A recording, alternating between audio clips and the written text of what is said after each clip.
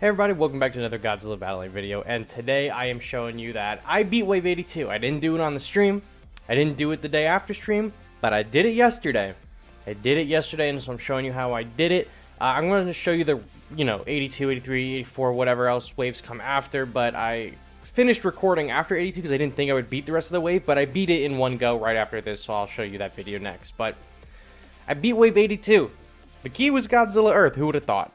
I used Godzilla Earth, and he just tanked like a ridiculous amount of damage. And then I waited for the Mark Lights to go down, and I dropped Mogera, and the Zayton was not strong enough to beat the Mogera, and the Super X's were focused on Earth and 89. And 89 was able to tank one of the Super X's, Earth tanked the other. Earth is barely alive right there, but it gave me just enough time to get Ultraman on the field, and then have Ultraman fly up. There's Gigan coming at me, but Earth, beats him. The M-Boss are up. There's another Gigan. Earth, the M-Boss, and the Gigan together. They're just going to cook him right here. But Earth actually doesn't cook the Gigan, but it's fine. Two Gigans there. I had enough to get my Super X. Obviously, this isn't like the strategy that you're going to be using exactly one-to-one because it's all RNG and our levels are totally different. Like, look at that Super X versus my Ultraman, right? So it all just comes down to RNG at the end of the day and how you play. If you have a Kiryu in your back pocket, when those Marka lights go down, drop the Kiryu. I think I probably wouldn't have survived this if the Super X's weren't occupied with two extremely heavy tanks like Earth and 89. The two of them together pretty much single-handedly saved me. Even this Gigan pushes my 89 back, but it pushes it out of the way of the Caesar. And the two of them could just roast that Caesar. Earth is going to hit that other Super X, these other, what are they called? The Caesars running around, and then the Mogera. So at this point, I was just praying that I wouldn't die, right? I'm like, please, please, please, please, please, please, please. So that's how I did it. I just resulted in tanking as much damage as I can, and then sending an assassin type unit like Mogera all the way to the end. And look, I even got lucky with G89 when he pulled up with the Markalite. That Markalite would have cooked my Mogera immediately, and I would have been in a way worse position, but it was just at the nick of time. G89 said, get down, Mr. President, and just ate that Markalite for him. So that was huge. I did beat 82. So let me show you what wave 83 and 84, I don't remember if it goes to 85, but let me show you what the other waves look like as well, because I beat them, so I'll show you what they look like. Alright, so this is wave 83, and I started the video a little bit late, not from the beginning of the wave, because I was recording the whole time, but I forgot if I was, so I swiped up my phone, and I didn't want you to see all that stuff. So basically, all you've missed is I dropped Kiryu in the back corner. That's it. I put Kiryu in that back right, and there's nothing really spawning back there that the Kiryu can't take down. I believe it's just a chopper base, and by the time, Kiryu is down, his missiles did most of the work. There's an Ultima. It doesn't matter. I got really lucky. I just literally dropped Kiryu right off rip, and he was able to take it down. It might be different for you. You might not have the same levels on your Kiryu as mine. Mine is somewhere near 25, if I remember correctly, so I got lucky there. And I got lucky here as well, because I have Mogera in the back pocket on wave 84. So this is what I did. I put Burning Godzilla down, build up that charge. Those two guys, or those two groups, the 54 and the Destroyers, were out of range of the Mogera. I dropped Mogera down in the crystal and just hoping that he's not going to get shot by anybody else. That Rodan spawns a little too far, so that's okay. We got Desghidorah about to drop here. Put him down, hit the stun on those two. It kills the Destroyer. I'm able to, kill the 1954 Godzilla as well. Rodan is attacking Desghidorah. Doesn't matter. Didn't matter there, right? We got a few good hits in there, and I survived pretty much just by dropping Mogera.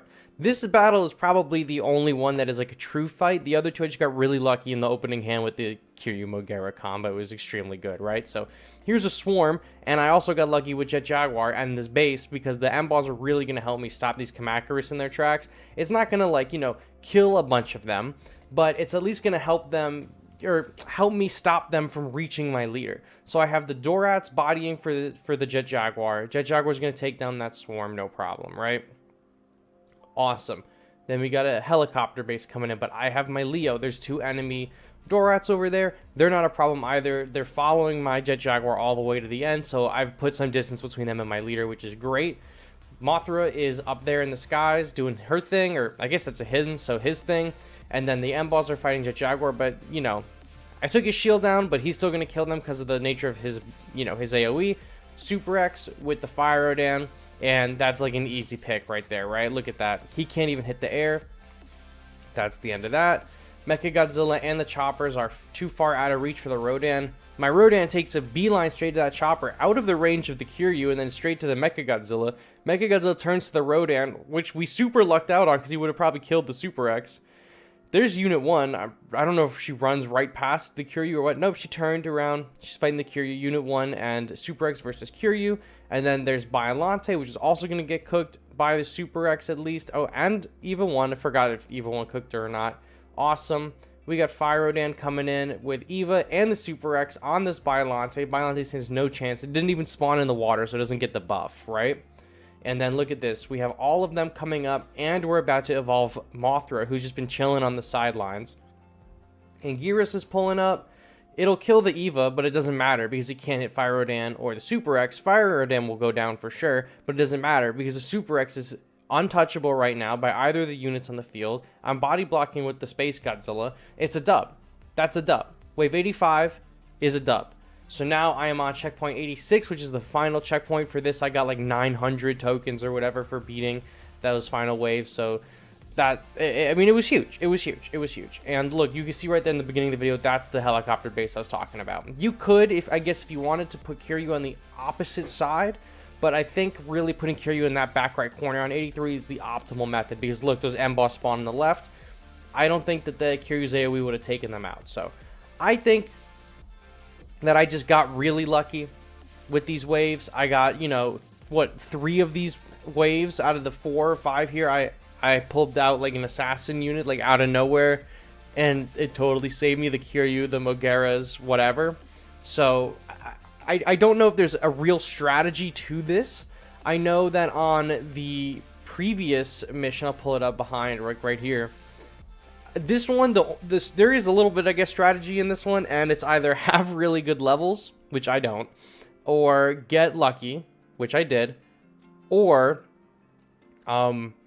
just tank. Like you just need to be able to tank a lot of the hits because it's the Caesars and the Gigands put a lot of pressure on you, but it's the Super X's that are gonna cook you, for sure, because you can kill these Caesars. Don't have a lot of health. And their rushes, they do a lot, but it could be worse, right? Look at this one Caesar that touches me. It's not that bad, right? It's not that bad, and G21 will kill him pretty fast. But it's the Super X's because they're not in leader range. They're in no leader's range, right? So if you let those 2 Super X's move up on you until this third one right there spawns in, and then the third one move up on you, you're gonna be cooked.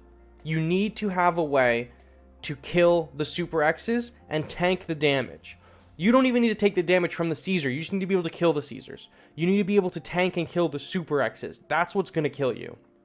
Everything else is a distraction from the Super X's. So my advice is if you're stuck on this one, try to play really defensively in the beginning and try to keep some long-ranged units on standby. So the long-range units aren't going to die to the Caesars or the Super X's, but when everything is distracted, you can just drop them in and call it a day there. So that's my advice. That's how I did it.